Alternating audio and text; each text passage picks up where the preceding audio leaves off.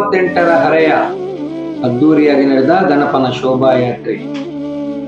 ಎರ್ಮಾಳು ತೆಂಕ ಸಾರ್ವಜನಿಕ ಗಣೇಶೋತ್ಸವ ಈ ಬಾರಿ 38ನೇ ವರ್ಷಾಚರಣೆ ಬಹಳ ವಿಜೃಂಭಣೆಯಿಂದ ನಡೆಯಿತು.